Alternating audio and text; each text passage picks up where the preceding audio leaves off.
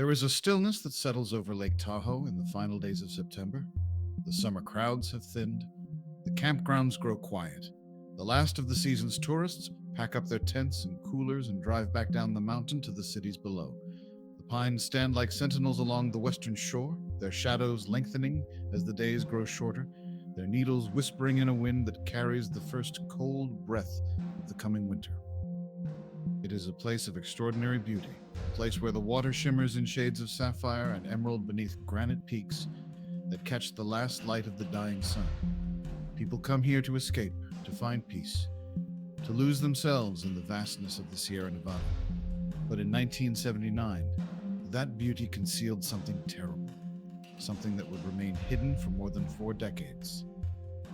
Something that began with a woman, a campground, and a violence so sudden that the forest itself seemed to swallow it whole. Sugar Pine Point State Park sits on the western shore of Lake Tahoe in Dorado County, California. It is a place of towering pines and rocky shoreline, of hiking trails that wind through old-growth forest and picnic areas that overlook one of the deepest and most pristine alpine lakes in the world. In the late 1970s, it was a popular destination for travelers passing through the Sierra Nevada, a place where you could pull off the highway, park your van, and spend a night beneath the stars. It was beautiful. It was remote. And in September of 1979, it became a crime scene. On September 28, 1979, a woman's body was discovered in the picnic area of Sugar Pine Point State Park.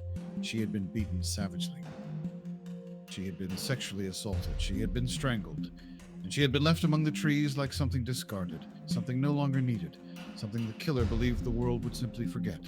The investigators who arrived at the scene that autumn morning found themselves confronting a case that was disturbing in its brutality and maddening in its lack of leads. The victim appeared to be a woman in her mid-30s. There were signs of a violent, prolonged struggle. The condition of the body suggested that death had not come quickly.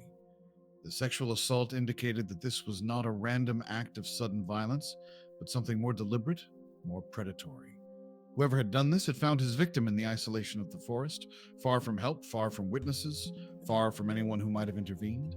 Law enforcement processed the scene with the tools available to them in 1979.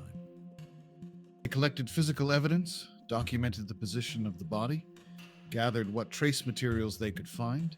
Critically, a sexual assault kit was administered, preserving biological material that investigators hoped might one day lead them to the killer. A beer bottle found near the scene also appeared to contain biological evidence. But in 1979, the science of DNA profiling did not yet exist.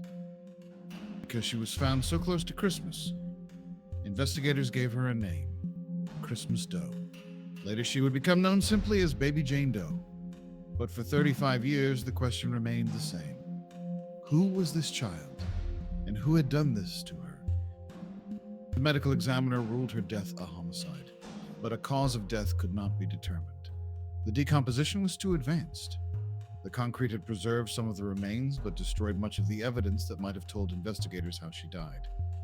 All they knew was that someone had gone to extraordinary lengths to make sure this child was never found. The body had been wrapped, bagged, encased in concrete, sealed in a suitcase, hidden inside a piece of furniture, and driven to one of the most remote corners of Ware County. This was not an impulsive act. This was methodical, deliberate, and deeply disturbing.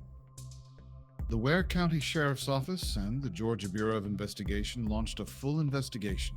They canvassed the area. They followed up on hundreds of tips. They searched missing persons databases across the Southeast, but nothing matched. No one came forward. No family member stepped up to claim the child. It was as though this little girl had simply been erased from existence, and whoever was responsible had done a thorough job of it. The case went cold, not for lack of effort, but for lack of leads. And as the years passed, Baby Jane Doe became one of those cases that investigators could not let go of. Every few years, a new appeal would be made to the public. A new reconstruction of her face would be released. A new story would air on the local news. And every time, the response was the same, silence. But the investigators never stopped working, and neither did the technology. Years turned into decades. Administrations changed. New detectives inherited the case from those who had come before them, but baby Jane Doe remained a constant. Her file sat in the offices of the Ware County Sheriff's Office and the GBI, a reminder of the one case that refused to be closed. Investigators would sometimes revisit the evidence, turning it over in their minds, wondering what they had missed, wondering if the answer was right in front of them all along. And in a way, it was. The answer had been living in Albany, Georgia the entire time, just 150 miles away, going about her life as though nothing had happened. In 2019, the GBI began exploring a relatively new tool in forensic science, genome sequencing. The idea was simple in concept, but revolutionary in practice. If they could extract viable DNA from the child's remains and build a genetic profile, they might be able to use genealogy databases to trace her family tree and ultimately identify her. In 2020, the GBI partnered with Uthram, a private forensic DNA laboratory based in the Woodlands, Texas. Uthram specialized in cases exactly like this, cold cases with degraded evidence that traditional DNA testing could not crack. Their scientists used a proprietary technique called forensic-grade genome sequencing to extract and amplify DNA from the child's remains, and it worked. The resulting profile was fed into genealogy databases, and investigators began the painstaking process of building a family tree, branch by branch, name by name. They identified a cluster of relatives in the Albany, Georgia area in Dougherty County, more than 150 miles from where the body had been found. The breakthrough did not come from DNA alone. In 2022, a local news station aired a story marking the anniversary of the child's discovery, and someone was watching. A woman named Teresa Ray, who was a second cousin of a woman named Evelyn Odom. Teresa had a feeling, a suspicion that had been gnawing at her for years. She remembered a little girl in the family, a quiet child, a fragile child, a child who had simply vanished one day, and no one could give her a straight answer about where she had gone. Teresa called the tip line, and that call changed everything. It was the kind of moment that investigators dream about. The tip that cracks the case wide open after decades of dead ends. Teresa did not have proof. She did not have evidence. But she had something more powerful than either of those things. She had memory, and memory combined with DNA was all it took. Investigators zeroed in on the Odom family. They located a genetic relative and obtained a DNA sample. The comparison was conclusive. The child found on that roadside near Millwood in 1988 was Kenyatta Odom, nicknamed Kiki. She had been born on August 28th, 1983, in Albany, Georgia. She was 5 years old when she died, and she had been murdered by the people who were supposed to protect her. Kenyatta was the daughter of Evelyn Odom. By all accounts, Kiki was a sweet child, quiet, gentle. But she had challenges. She had some developmental delays. Her balance was off. She moved slowly. And most significantly, she struggled with bladder control. She had frequent accidents, bedwetting, incontinence. The kinds of things that any parent of a young child would recognize. The kinds of things that require patience, understanding, compassion. Kenyatta did not receive any of those things. Not from her mother, not from the man who shared their home, not from anyone. What she received instead was something no child should ever have to endure. And the tragedy of Kenyatta's story is not just how she died, it is how she lived. Because the final act of violence that took her life was not an isolated incident. It was the culmination of a pattern of abuse, neglect, and cruelty that had been building for months, possibly years, in a household where a 5-year-old girl was treated as less than human. Instead, her mother saw her condition as a source of shame, a problem to be punished rather than treated. According to testimony that would later emerge at trial, Evelyn Odom responded to Kenyatta's accidents with escalating cruelty. She would slap her. She would force her to stand in a closet for 30 minutes as punishment. And the abuse only got worse over time. Family members who encountered Kenyatta during this period described a child in visible decline. Ulysses Sanders' niece, Latonya, recalled that Kiki did not speak much. She said the child appeared fragile, that her face was sunken in, and that she was very quiet. Another family member, Jacqueline Pruitt, who was Sanders' sister, was more direct. She said that every time Kiki came over, there was always something wrong with her. She always had a bruise on her, like someone had hit her in the head. She was always hungry, and Jacqueline could not understand why. Pruitt also noticed that Kiki walked with a limp. These were the signs, the bruises, the hunger, the silence, the shrinking body, and the vacant eyes of a child who had learned that drawing attention to herself only brought pain. And yet, no one intervened. No one called the authorities. No one pulled Kenyatta out of that house. And the abuse continued, day after day, until it culminated in the act that ended her life.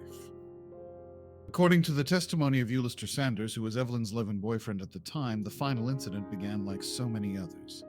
Kenyatta had a bathroom accident. She soiled herself, and Evelyn lost control. She ran a bath. She told Kenyatta to get in. But the water was far too hot, scalding hot. And when Kenyatta stepped into the tub, she began screaming, hollering.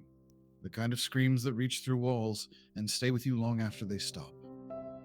Sanders testified that he rushed into the bathroom, and what he saw was something no human being should ever have to witness. The top of Kenyatta's foot was blistered. The skin was hanging off.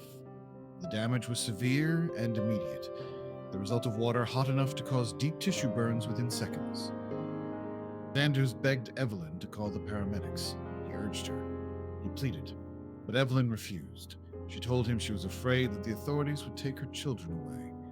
And so, instead of getting her dying daughter the medical help she desperately needed, Evelyn pulled Kenyatta from the tub, carried her to the bedroom, and attempted to treat the burns herself. She applied some kind of ointment, possibly a basic antibiotic cream, as though a tube of over-the-counter medicine could undo what boiling water had done to a 5-year-old's body. Think about that for a moment. A 5-year-old child with severe burns covering her feet and legs. Burns that, in a hospital, would have required immediate treatment, wound care, intravenous fluids, pain management, possibly skin grafts. The kind of injuries that, even with the best medical intervention, would have taken weeks to heal.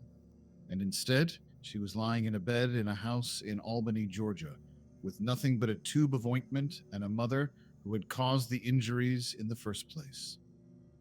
For 4 to 5 days, Kenyatta lay in that bedroom, suffering, deteriorating. And then, one day, Evelyn called Sanders home from work. He walked into the room and found Kenyatta unresponsive. Her face was swollen, her eyes were puffy and closed. She was gone. Kenyatta Odom was 5 years old, and she had died in the place she should have been safest, in her own home, at the hands of her own mother. But the horror did not end there. Because Evelyn Odom did not call the police. She did not call an ambulance. She did not tell a single soul what had happened. Instead, she set about making Kenyatta disappear. She dressed the child's body. She wrapped her in a sheet. She placed her inside a small suitcase and then inside a duffel bag. Sanders provided concrete, which was poured around the body. The bag was sealed inside a black suitcase and placed inside an old television console. And then, under cover of darkness, they drove more than 150 miles from Albany to Millwood, to one of the most isolated stretches of road in Ware County, and they left her there, on the side of the road, like garbage. And then they went home, and they never spoke of it again. When family members asked about Kenyatta, Evelyn had stories ready. She told some people that Kiki had moved to California. She told others that the child was staying with someone named Medea. Different stories for different people, all designed to deflect suspicion and erase the memory of a child who had been inconvenient to her from the beginning. It worked. For 35 years, it worked. Evelyn Odom continued living in Albany. She went to work. She attended family gatherings. She lived her life as though her daughter had never existed, as though she had not watched that child die in agony on a bed in her own home, as though she had not poured concrete over her body and driven through the Georgia night to leave her on the side of a road in Ware County. 35 years of silence, 35 years of lies, 35 years of a secret so dark that it should have consumed her, but it did not. Because Evelyn Odom, by all accounts, carried that secret without visible consequence, without guilt, without remorse, without a single moment of accountability, until Teresa Ray made that phone call. On November 9th, 2023, the Georgia Bureau of Investigation arrested Evelyn Odom, then 56 years old, and Ulysses Sanders, then 61, at their residences in Albany. Both were charged with felony murder, first-degree cruelty to children, aggravated battery concealing a death, and conspiracy to conceal the death of another person. They were taken into custody without incident. The The trial of Evelyn Odom began on August 11th, 2025, in Doherty County. Ulster Sanders had already pleaded guilty on August 8th to charges of concealment and agreed to testify against Evelyn. His testimony was the cornerstone of the prosecution's case. He described the abuse, the scalding, the days of agony, the death, the concrete, the drive to Millwood. All of it. Family members took the stand as well. They described a child who was wasting away in plain sight. They talked about the bruises, the hunger, the limp, the silence. And they talked about how Evelyn had lied to all of them for decades about what had happened to Kiki. The defense challenged Sanders' credibility. They argued that the prosecution had not met its burden of proof beyond a reasonable doubt. They even maintained the fiction that Kenyatta had been given to a woman named Medea, a person the prosecution argued had never existed. The courtroom was tense. The evidence was circumstantial in many ways, relying heavily on the testimony of a co-defendant who had his own reasons to shift blame. But the prosecution had built a case that was difficult to dismantle. The DNA was irrefutable, the concealment was undeniable, the lies were documented, and the testimony of family members painted a picture of a household where abuse was not the exception, it was the rule. On August 27, 2025, after deliberation, the jury returned its verdict. Evelyn Odom was found guilty of felony murder, first-degree cruelty to children, conspiracy to commit a crime, and concealing the death of another. She was found not guilty on the aggravated battery charge. She was sentenced to mandatory life in prison, with the possibility of parole after 30 years.